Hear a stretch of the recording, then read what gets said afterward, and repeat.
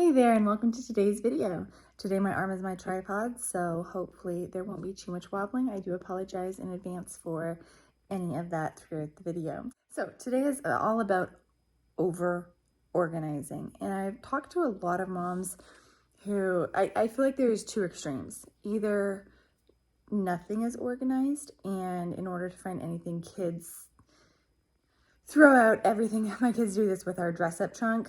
I still haven't found the exact remedy for this. It doesn't bother me too much because it's also very fast to put things away because they're usually larger items that can be tossed in really quick. But if there's one little item that my kids want at the bottom of the dress-up trunk, guess what happens? Everything gets pulled out. So this can be a problem of under-organizing, which I have seen happen where there's like one organizing thing for toys, like one toy chest that is completely overflowing and there's no way the toys are going to fit in there.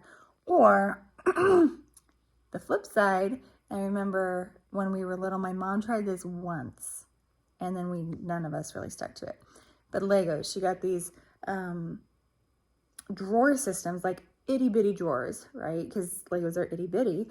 And she worked so hard. She had a picture of each type of Lego on the front. So the tiny little circle dots that, and then the 2 blocks or the 1 block and each one had its drawer.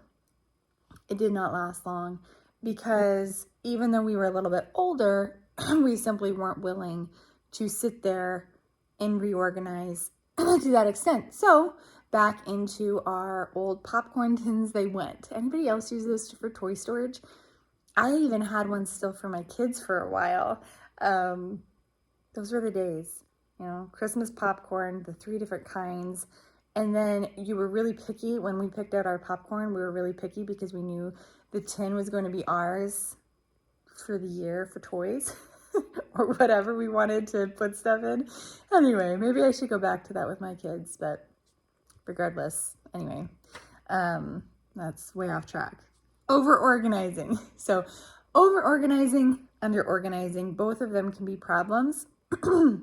And so I would suggest kind of watch your kids. Are they either dumping everything out because they can't find anything, or are they never putting things away or having a meltdown every time it's trying to put things away because it's too hard? And I do say every time specifically because I'm not saying kids will just always love cleaning up, but if kids have a good attitude, they should be able to complete, I think, any room in 15 minutes or less. Sometimes I will bribe my kids, and I'll just say it, with a reward. One of the systems I have used in the past is they get a marble. So my kids, we try to limit screen time. So my kids get 1 movie night typically a week. And then I'm not saying like they watch other stuff too, but like 1 movie night, they get to pick it. It's our chosen movie night.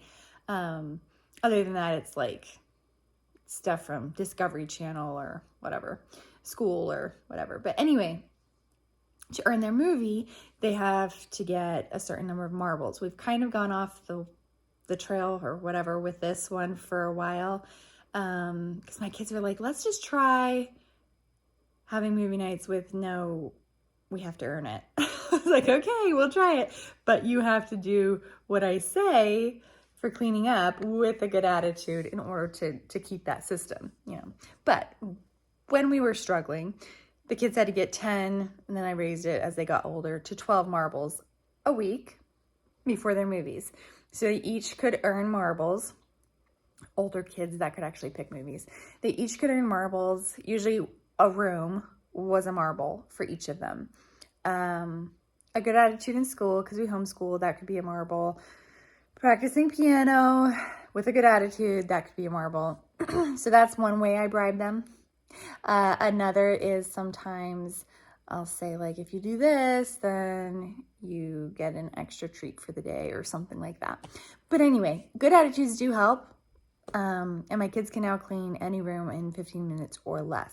Sometimes they can even clean 2 rooms in 15 minutes. So I do suggest watching for a little bit and seeing, okay, are they overwhelmed all the time?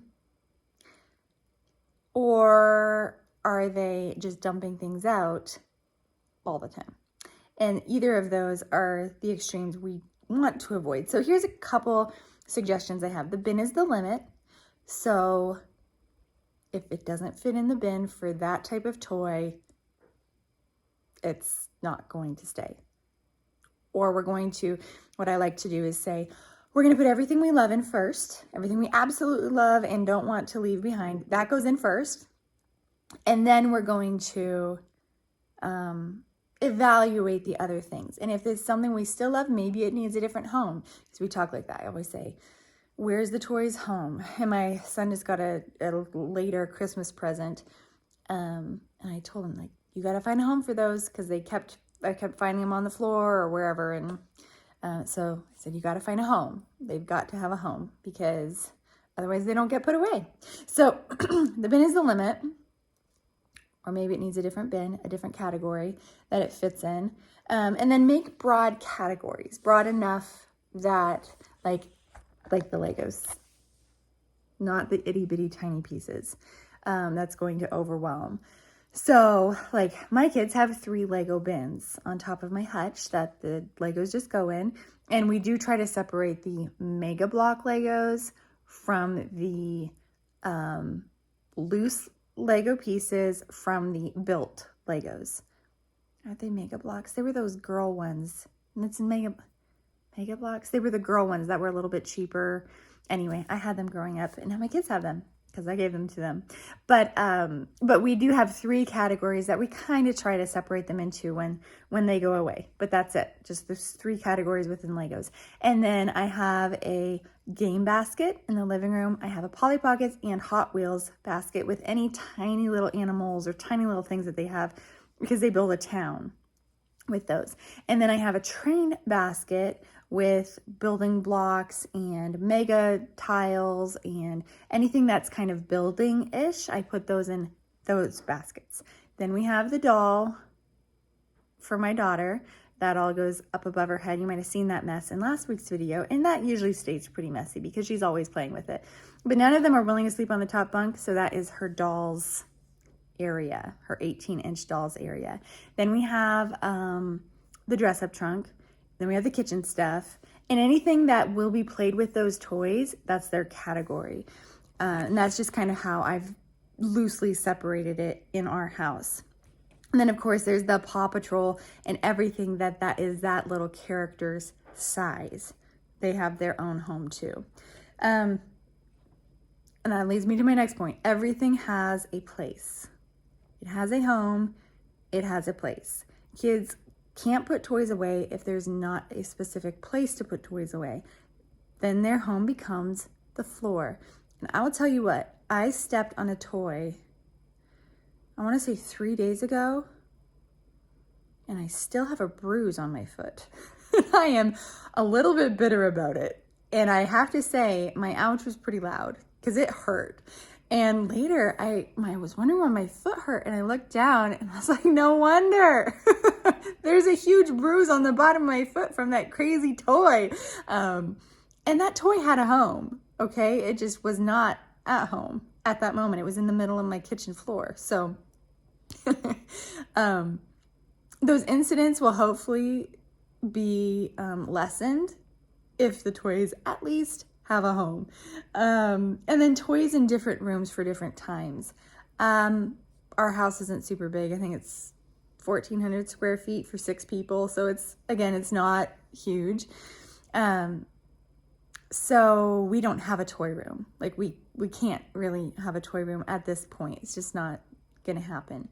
But I prefer my kids to have spaces where they can be separate if they need to be, because every once in a while, especially in the winter, I just notice everyone's going crazy, and they need, because we homeschool, we're home all the time,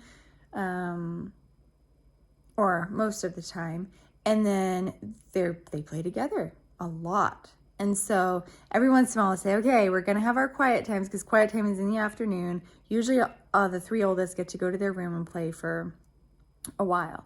But then every once in a while I'll say, okay, separate.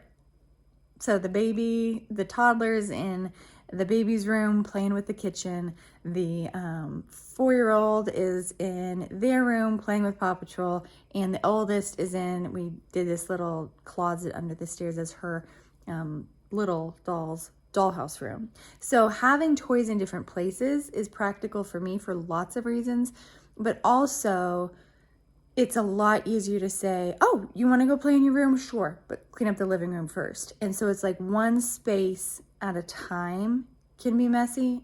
Trust me, that doesn't always happen. But if I'm on top of things, I can easily say, sure, just clean up this room first. And then it's a lot more doable than if all of those toys were in one space and all of them mixing them together and stuff like that. So I have 3 baskets of things: games, the Polly Pockets, Hot Wheels, and then trains in the living room. My daughter has her little doll closet. Then in their room, they have Paw Patrol and dress up. And then in the baby's room, we have the kitchen stuff. And that's essentially the basic categories. And it's so helpful at different times to have the toys spread out. So that's just something that works for me that I might suggest at least trying. I think that makes it more doable as well for kids, and it gets you in that 15 minutes or under. And with my kids, I'll set a timer. I'll say, okay, we're going to aim for 15 minutes, set a timer, and go. And let's see if we can get it done. And that actually really motivates them to have that timer of like, oh yeah, we can clean any room in 15 minutes and then we're just done.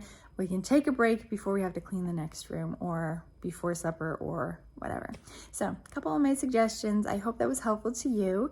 If you have any questions or comments, put them down below. I would love to get even more ideas from what you do. And if this is helpful, please like and subscribe.